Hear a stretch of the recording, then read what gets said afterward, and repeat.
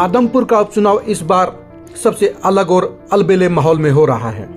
पिछले 54 साल से भजनलाल परिवार के लिए अजय गढ़ के तौर पर मौजूद आदमपुर के दंगल में इस बार भजनलाल परिवार अलग माहौल और अलग पार्टी के निशान पर चुनाव मैदान में उतरा हुआ है।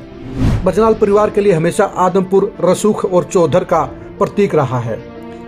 कांग्रेस को मजबूरी में छोड़ने के बाद भाजपा के कमल को अपनाने वाले कुलदीप बिश्नोई और उनके परिवार के लिए इस बार सियासत की नई पारी नया माहौल लेकर नई चुनौती लेकर आ रही है। भजनलाल, जसमा देवी, कुलदीप बिश्नोई, रेणुका चौधरी के बाद परिवार के 5वें सदस्य भव्य बिश्नोई इस बार आदमपुर के चुनावी दंगल में ताल ठोक रहे हैं। भव्य बिश्नोई के जरिए भजनलाल परिवार की सियासत में इस बार नई तस्वीर और नई लकीर बनती हुई नजर आ रही है। आदमपुर के उपचुनाव में भजनलाल परिवार 4 फ्रेमों में खड़ा हुआ नजर आ रहा है। फ्रेम नंबर 1, अगर भव्य बिश्नोई 10,000 वोटों से कम से जीते तो क्या होगा? अगर भव्य बिश्नोई 10,000 वोटों से कम से जीते तो वो सिर्फ विधायक बनेंगे। उनके परिवार की जो साख है उसमें गिरावट आएगी, क्योंकि 2019 के चुनाव में कुलदीप बिश्नोई आदमपुर सीट पर 30,000 वोटों से जीते थे।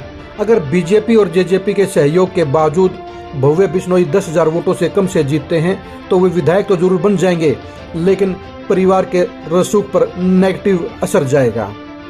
फ्रेम नंबर 2, अगर भव्य बिश्नोई 30,000 वोटों से जीते तो क्या होगा? अगर भव्य बिश्नोई 30,000 वोटों से जीते तो भजनलाल परिवार की साख बची रहेगी और भव्य बिश्नोई मंत्री बनने की कतार में शामिल हो सकते हैं। अगर भव्य बिश्नोई को मंत्री बनाना है तो कुलदीप बिश्नोई को भव्य बिश्नोई को 30,000 वोटों से जिताने का इंतजाम करना होगा, मेहनत करनी होगी, बीजेपी और जेजेपी नेताओं के साथ तालमेल बढ़ाना होगा। फ्रेम नंबर 3, अगर भव्य बिश्नोई 40 से 50,000 वोटों से जीते तो क्या होगा? अगर भव्य बिश्नोई 40 या 50,000 वोटों से जीते तो भजनलाल परिवार का रसूख सिर चढ़कर बोलेगा। उन हालात में जहां भव्य बिश्नोई मंत्री बनने के दावेदार होंगे, वहीं 2024 के चुनाव में कुलदीप बिश्नोई मुख्यमंत्री पद के दावेदार बन जाएंगे। जिस तरह से असम के अंदर हेमंत बिस्वा को भाजपा ने सीएम बनाया है, उसी तरह कुलदीप बिश्नोई भी अगले चुनाव में गैर जाट चेहरे के तौर पर बीजेपी के सीएम पद के प्रत्याशी भी हो सकते हैं। फ्रेम नंबर 4, अगर भव्य बिश्नोई चुनाव हार गए तो क्या होगा?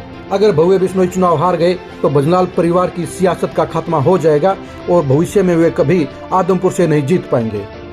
इन चारों फ्रेमों की कहानी बता रही है कि आदमपुर में इस बार भजनलाल परिवार का अस्तित्व दांव पर लगा है।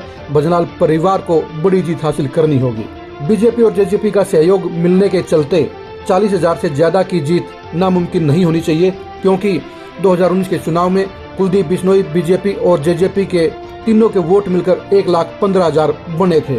अगर इनमें से भव्य बिश्नोई 80,000 वोट ले लेते हैं तो उनकी जीत का मार्जिन 40,000 रहेगा। अब देखने की बात यह है कि सत्ता के सहारे कुलदीप बिश्नोई कितने बेहतर तालमेल के साथ चुनाव लड़ते हैं या गलतियां करते हुए गलतफहमी का शिकार होते हैं और कॉन्फिडेंस का शिकार होते हैं।